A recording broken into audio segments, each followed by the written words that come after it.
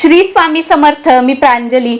आजच्या व्हिडिओमध्ये कोणतीही सेवा नाही किंवा कोणतेही स्तोत्र मंत्र आपल्याला बोलायचं नाहीये. फक्त छोटे छोटे बदल करायचे आहेत आणि हे बदल केल्यानंतर तुमचं आयुष्य कसं 360 डिग्री बदलतं, तुमच्या ज्या सर्व समस्या आहेत त्या तुमच्या घरातून कसा काढता पाय घेतात याचा अनुभव तुम्ही स्वतः घ्याल. ते आजारपण असू द्या, दरिद्रता असू द्या, गरिबी असू द्या, घरातील भांडणं असू द्या, घरातील नकारात्मकता असू द्या, या सगळ्या ज्या गोष्टी आहेत यापासून तुमची सुटका करणारा हा अतिशय प्रभावशाली असा उपाय आहे. आणि सर्वात महत्त्वाची गोष्ट, आपण बऱ्याच वेळेला ऐकतो की फरशी पुसण्याच्या पाण्यामध्ये मीठ टाकून आपण फरशी धुवा, पण याचे नुकसान काय आहेत, कधी कधी आपण मीठ टाकून फरशी धुतली पाहिजे हे तुम्ही लक्षात घ्या. या व्हिडिओमध्ये तुम्हाला ती माहिती बघायला मिळेल. कारण आपण ऐकलेलं आहे रोज मीठ टाकायचं फरशी पुसायची, पण हे नाही, याचे नुकसान सुद्धा आहेत.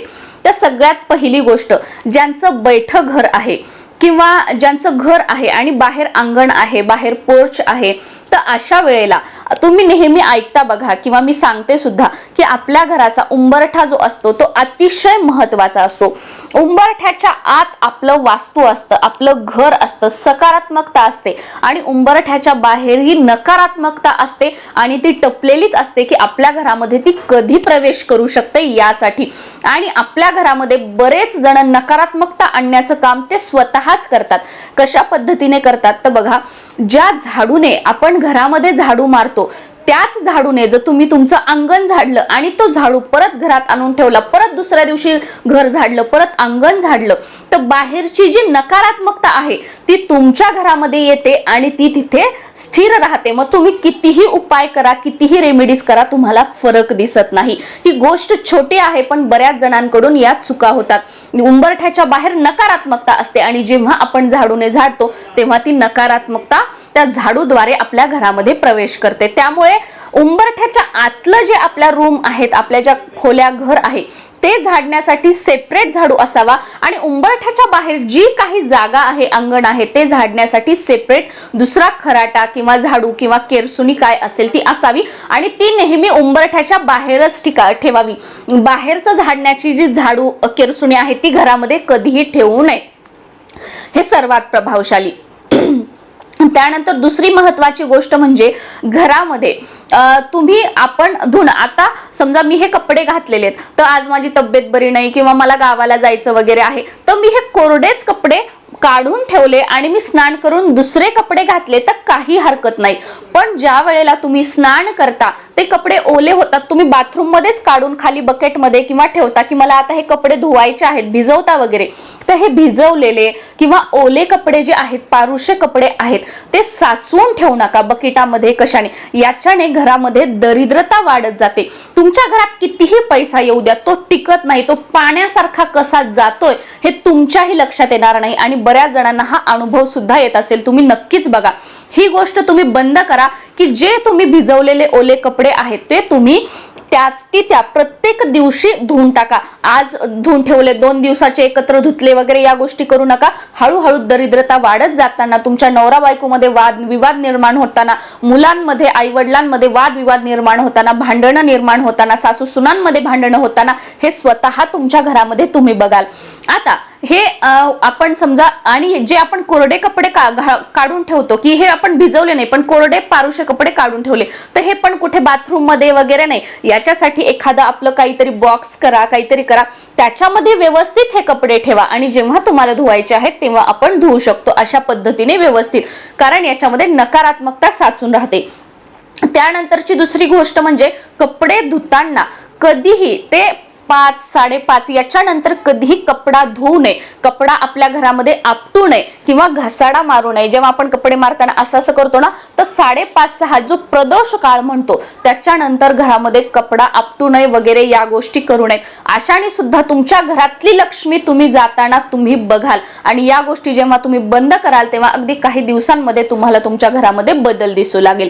आता यानंतरची जी पुढची गोष्ट ती म्हणजे काहीही, जसं की आता जुन्या आपल्या गोधडी असतील, पांघरुण असतील, ते फाटलेत, काही झालंय, कशाला डाग पडलेत, तरी पण ते तसंच ठेवतो. नवीन आणतोय ते जुने लागतील, कधीतरी लागतील म्हणून तुम्ही साठवून ठेवताय. तर ज्या गोष्टी आपण साठवून देतो, म्हणजे कमीत कमी 6 महिन्यामध्ये जी गोष्ट आपल्याला वापरात आली नाही त्या गोष्टी आपण साठवून ठेवू नये. बघा, 6 महिन्यापर्यंत जर ती गोष्ट आपल्या कामी पडली नाही, आपल्या कामाला आली नाही, तर ती कधी कामाला येणार आहे याचा विचार आपण थोडा करा. आणि ह्या नको असलेल्या गोष्टी साठवून ठेवू नका. याने तुमच्या घरामध्ये दरिद्रता साठून राहते आणि लक्ष्मी मातेला यायला स्थानच नाहीये, लक्ष्मी मातेला राहायला स्थानच नाहीये.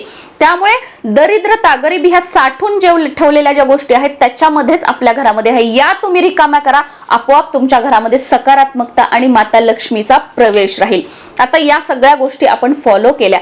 त्याच्यानंतर आता जेव्हा तुम्ही फरशी पुसताय, तर सगळ्यात पहिली गोष्ट, फरशी कधीही गुरुवारी पुसायची नाही.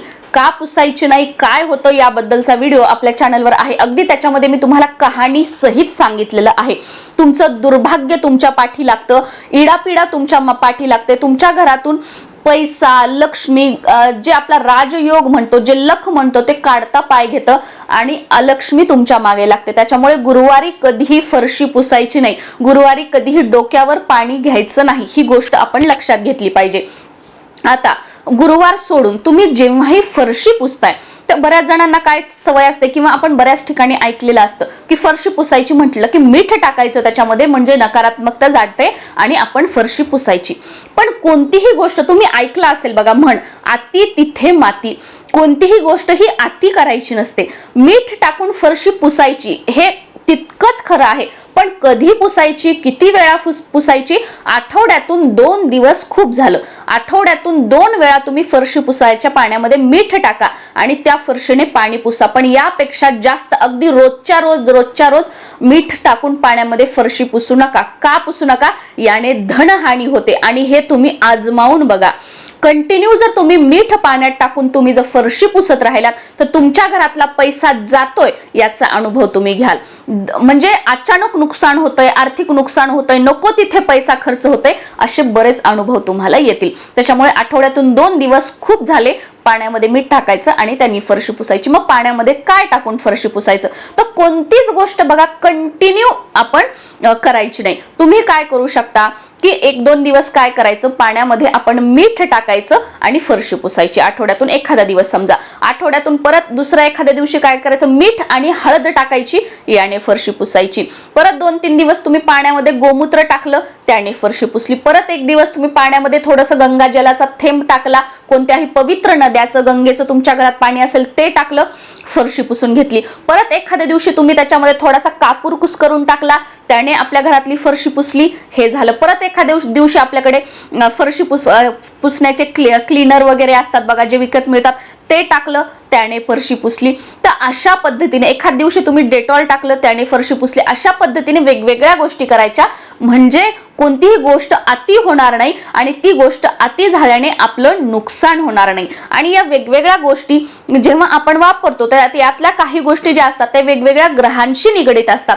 तर या गोष्टी वापरल्यामुळे काय होतं की आपला तो ग्रह सकारात्मक होण्यामध्ये सुद्धा मदत करते. आणि एकच उपाय हा कधीही सगळ्यांसाठी काम करत नाही. एवढे उपाय, एवढ्या सेवा का असतात? कारण जो उपाय माझ्यासाठी काम करेल तो तुमच्यासाठी करणार नाही, तो तिसऱ्यासाठी करेल तो चौथ्यासाठी करणार नाही. त्याच्यामुळे ह्या जर सगळ्या आपण गोष्टी गेल्या, कधी कोणता उपाय आपल्यासाठी काम करेल आणि आपला भाग्य उदय होईल हे सांगता येत नाही. त्याच्यामुळे हे सगळे छोटे छोटे चेंजेस करायचे. फरशी पुसताना किंवा सुरुवातीला सांगितलेल्या गोष्टी नक्कीच आपल्या घरामध्ये आपल्याला सकारात्मकता बघायला मिळेल. श्री स्वामी समर्थ.